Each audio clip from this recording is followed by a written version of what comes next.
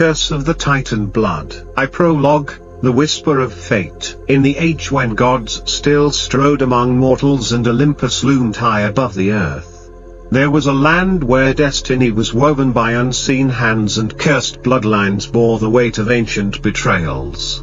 This was an era of heroic feats, divine interventions, and a tragic struggle between the mortal heart and immortal decree. It was here, amid the thunder of Zeus's might and Athena's wisdom, that a single warrior's defiance would spark a chain of events to reshape the very fabric of the world. In the heart of Sparta, in a time when legends were born in the heat of battle, there lived a warrior named Alexios. Known for his fierce valor and an unyielding spirit, Alexios was not only a champion of his people but also a scion of a forbidden lineage, one touched by the legacy of a fallen titan. For in his veins flowed the blood of Prometheus, the fire-bringer, whose punishment by Zeus had scarred the cosmos with a curse known as the Blood Oath. This ancient malediction bound the descendants of the Titan to a fate of inevitable loss. Yet it also imbued them with a power that transcended mortal limitations. Alexios had long heard the murmurs of the curse whispered by the elders, a foretelling that any mortal bearing the Titan's blood who dared challenge the gods would suffer a destiny of torment and ruin. Yet the warrior, fueled by the fires of ambition and the desire for liberation, began to question the tyrannical decrees of the Olympian pantheon. With Sparta in turmoil and the gods' heavy hand smothering the spirit of mankind, Alexios resolved to lead a rebellion, a quest to free humanity from the divine yoke. 2. The curse revealed. On a crisp autumn night, beneath a sky pockmarked with the glitter of distant stars, Alexios found himself alone in a sacred grove. The ancient trees murmured in voices older than time, and the air was heavy with secrets. There, in the stillness of the night, he was visited by the ghost of an oracle, a spectral figure with eyes that shone with otherworldly light. Alexios of Sparta, the oracle intoned in a voice both gentle and terrible, you bear the curse of Titan blood. Your destiny is not written in the scrolls of mortal men but in the embers of rebellion. To challenge the gods is to risk eternal suffering, yet your heart yearns for freedom. The choice is yours, to succumb to fate or to rise against it. The words sank deep into Alexios' soul. In that moment, the burden of his lineage and the legacy of his forefather Prometheus pressed upon him like the weight of the heavens. Yet he found no fear in his heart, only a blazing resolve. I will free my people, he declared, voice resonant with purpose. I will shatter the chains of divine tyranny, even if it means defying fate itself. The oracle's visage softened with a sorrowful smile. Then prepare, brave soul, for the path ahead is fraught with peril. You will call upon allies both mortal and immortal. But beware, every step you take will echo in the halls of Olympus. The gods do not forgive hubris lightly. Thus began the tumultuous journey of Alexios, whose every step was shadowed by the foreboding curse of his birth. His mind, aflame with the passion of revolution, soon turned toward the arduous task of gathering a band of warriors and scholars, each with their own dreams of a freer world. 3. The gathering storm. Word of Alexios' audacious defiance spread quickly among the disaffected nobility and common folk alike.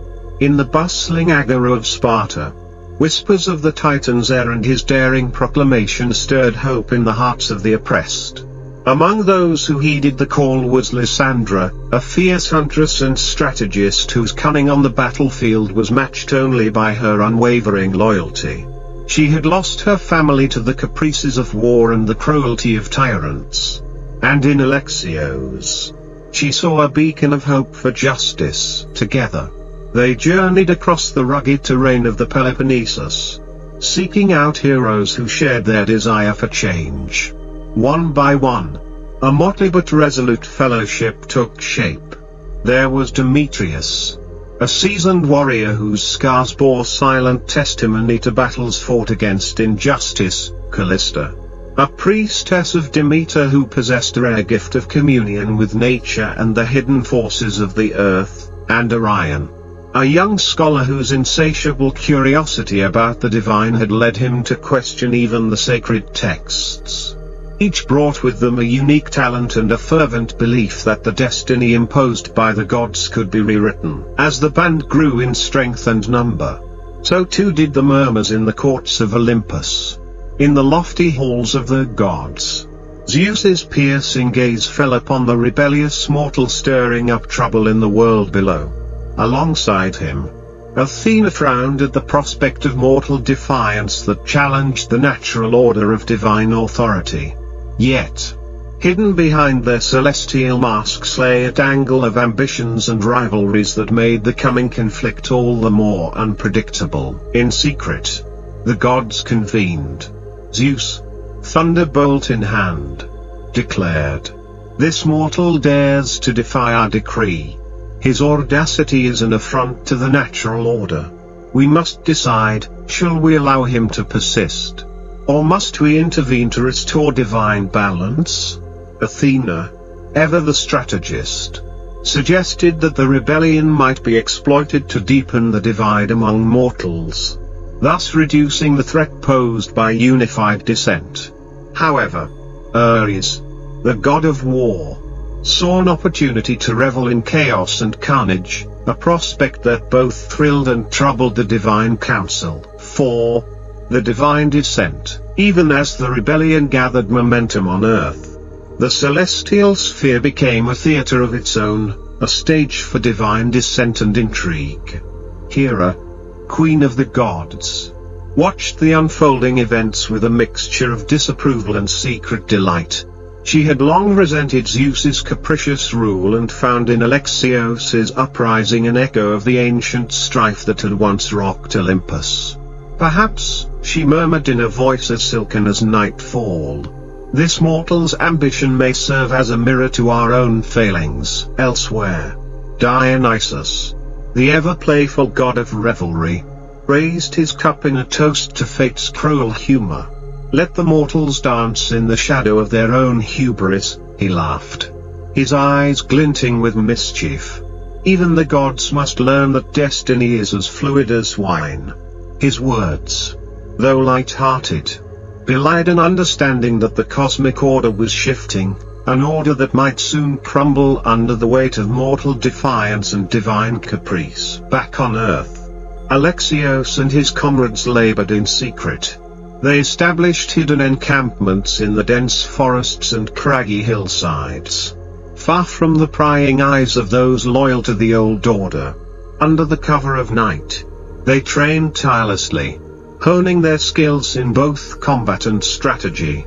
Their campfire meetings, held in ancient groves where the air shimmered with the magic of forgotten rites, became the crucible of a new philosophy, one that held that humanity could reclaim its destiny if it was willing to risk everything. The warrior's voice rang out among the assembled, "We are not merely soldiers of Sparta, we are the architects of our own fate. Each of us carries the spark of rebellion, a flame that, if nurtured, can ignite the hearts of all men. The gods may have cast their lot upon us, but we shall be the ones to write our own legend." In those words lay the promise of hope. A promise that even the heavens might tremble before the collective will of mortal hearts. Yet even as the rebels prepared for a conflict that would shake the foundations of both Earth and Olympus, an ominous force was already at work, a darkness born not of mortal ambition, but of a curse that would threaten to undo everything they had fought for. The awakening of the curse. As the rebels' campaign gathered strength, the curse of Titan blood began to reveal its terrible nature.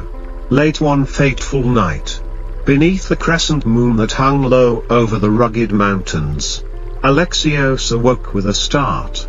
His body was racked with inexplicable pain, as though invisible chains were tightening around his limbs. In the mirror of a secluded temple, he saw his eyes burning with an eerie, unnatural light, a sign that the curse was awakening in full force. Callista, ever attuned to the whispers of the earth, sensed that something was amiss. The curse of Prometheus stirs within you, Alexios, she said, her voice trembling with both fear and reverence. It is not merely a burden, it is a force that can either empower you or consume you if left unchecked. The warrior's heart pounded as he grappled with the reality of his affliction. In his veins flowed an ancient magic, wild and untamed, a force that could amplify his strength beyond mortal measure but at a terrible cost. Each use of that power came with the risk of losing himself to the very darkness he sought to vanquish. The agony of the curse was a constant reminder of the price of defiance. A price that might soon prove too high for even the bravest of souls. Yet in that pain, Alexios also found a strange clarity. He realized that the curse was not simply a punishment, but a catalyst, an alchemical spark that, if mastered, might transform him into a leader capable of reshaping the world. I will learn to command this fire, he vowed in a hoarse whisper, determination etched into every line of his scarred face. I will let it fuel my rebellion, not destroy me. Thus, with the guidance of Callisto and the steady counsel of Lysandra and Demetrius, Alexios began a perilous journey into the heart of his own destiny. They sought out ancient temples and sacred sites, where forgotten rites and the wisdom of long-departed seers lay hidden beneath layers of time.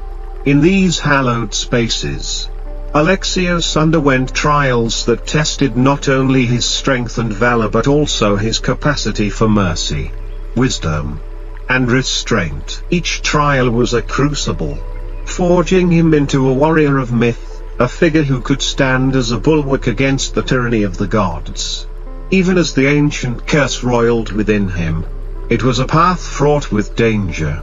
For every step deeper into the mysteries of his own blood risked unleashing a power that even he might not be able to contain. The march to Olympus. As the rebels' campaign gained momentum, their ambitions reached a fever pitch.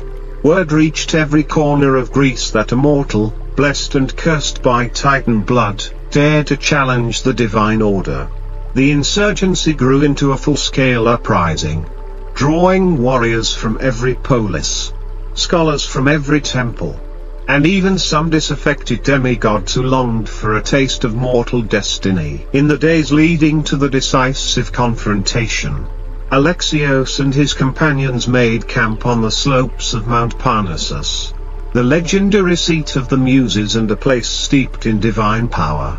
From this vantage point, they gazed upward at the lofty peaks of Olympus, where the fate of nations had been decided for millennia. It was as though the very air trembled with anticipation.